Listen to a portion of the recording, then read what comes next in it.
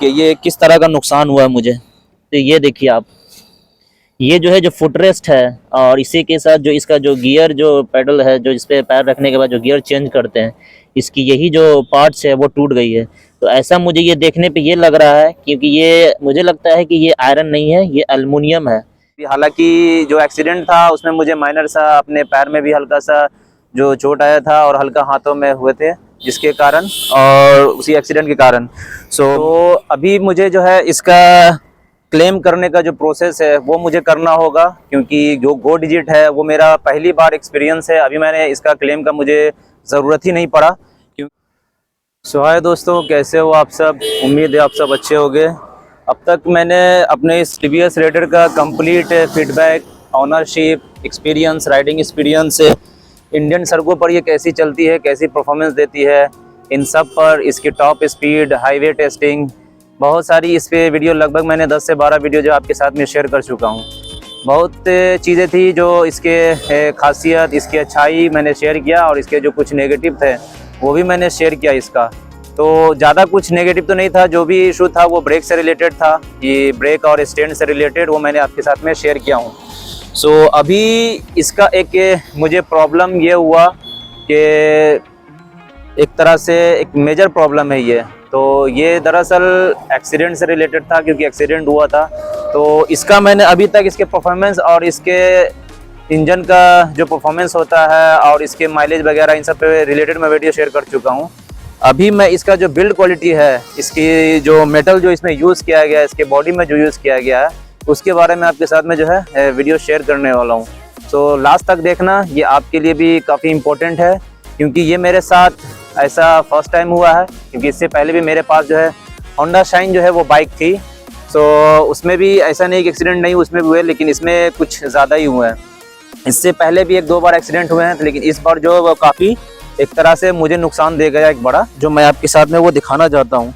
सो इसकी जो बॉडी है वो आपको मैं ज़रा से दिखाना चाहता हूँ कि जो एक्सीडेंट जो हुआ है मुझे अभी, हालांकि जो एक्सीडेंट था उसमें मुझे माइनर सा अपने पैर में भी हल्का सा जो चोट आया था और हल्का हाथों में हुए थे, जिसके कारण और उसी एक्सीडेंट के कारण। सो मुझे ये चीज़ बाद में पता चली, एक दिन पहले ही हुई थी। तो मैं आपको वो दिखा देना चाहता हूँ कि इसकी जो बिल्ड क्वालिटी है वो कैसी है, जो इसके में बॉडी जो पार्ट जो यूज़ किया गया है, उसका जो मेटल है वो चीज़ कैसा है, अभी मैं आपको दिखाना चाहता हूँ। आप यहाँ दिखाना कि ये किस तरह का नुकसान हुआ है मुझे। तो ये देखिए आप, ये जो है जो फुटरेस्ट है, और इसी के साथ जो इसका जो गियर जो पेडल है, जो इस पे पैर रखने के बाद जो गियर चेंज करते हैं, इसकी यही जो पार्ट्स है वो टूट गई है। तो ऐसा मुझे ये देखने पे ये लग रहा है, क्योंकि ये मुझे लगता है कि ये आयरन नहीं है, ये एल्युमिनियम है। क्योंकि अगर लोहा होता तो मैंने और भी दिखाया लोगों को, तो उन्होंने कहा कि ये शायद एल्युमिनियम है। अब ये सबसे बड़ा इशू ये है कि ये एक मेन चीज़ है, मतलब इसी पे मुझे फुटरेस्ट रखना है और यहाँ पर गियर चेंज करना है। तो अगर मैं सपोज़ यहाँ पैर रखूँ तो इस पर मुझे पैर का भी लोड पड़ रहा है और मुझे इसमें गियर भी चेंज करना है। तो ये एक बहुत बड़ा मेरा प्रॉब्लम हो गया। हालांकि ऐसा फर्स्ट टाइम हुआ है मेरे साथ ऐसा कि मुझे बाइक में इस तरह का जो बॉडी जो हो वो क्रैक हुआ हो, जो बीच से टूटा हो। तो ये सबसे बड़ा इशू है। अगर मतलब एक्सीडेंट हुई थी उतना भी नहीं, क्योंकि मैं नॉर्मल स्पीड चला रहा था, 30 से 40 की स्पीड चला रहा था। तो एक्सीडेंट मेरी वजह से नहीं हुई थी। मेरे साइड में जो मैं लेकर के आ रहा था ब्रिज पे, तो मेरे बगल से कोई बाइक वाले आ रहे थे, तो उनमें टच करने की वजह से मेरे हाथ में एक हेलमेट थी, न्यू हेलमेट, तो उसी की वजह से, अनबैलेंस की वजह से हुई थी। सो इतना बार आप सोच सकते हो कि इतनी हार्ड बॉडी जो है वो टूट गई, तो उसके हिसाब से मुझे भी अच्छा खासा चोट आना चाहिए था। लेकिन अल्लाह के फजल से कि मुझे ज़्यादा नहीं, बाकी ठीक रहा। तो सबसे बड़ा मेन ये है कि इतनी हार्ड बॉडी इसकी, कि पता ये चलता है कि इसकी बिल्ड क्वालिटी अब कैसी है।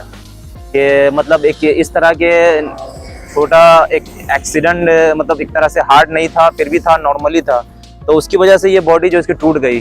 तो ये मुझे एक तरह से अब तारीफ जितनी की है उसका मुझे इसका भरपाई करना पड़ रहा है। अब मैं इसका सोल्यूशन कैसे निकालूं, तो इसका एक इशू ये है कि मुझे क्लेम करना होगा।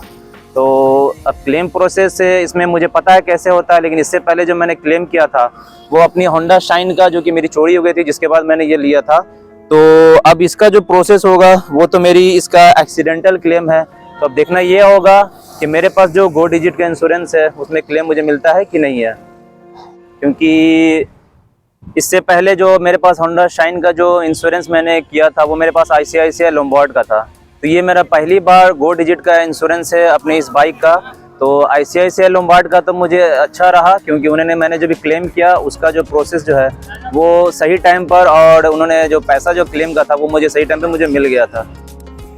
तो अभी मुझे जो है इसका क्लेम करने का जो प्रोसेस है वो मुझे करना होगा, क्योंकि जो गो डिजिट है वो मेरा पहली बार एक्सपीरियंस है। अभी मैंने इसका क्लेम का मुझे ज़रूरत ही नहीं पड़ा, क्योंकि इससे पहले मैंने दिखाया कि एक मेरा जो ब्रेक लीवर है, जो डिस्क ब्रेक का, वो भी टूटा था। तो मैंने इसे सोचा था कि थोड़ी सी चीज़ के लिए क्यों क्लेम करूं, जब इससे ज़्यादा कुछ नुकसान अगर होता है एक्सीडेंट में तो कुछ इस तरह से, तो एक बार ही उसका क्लेम करेंगे।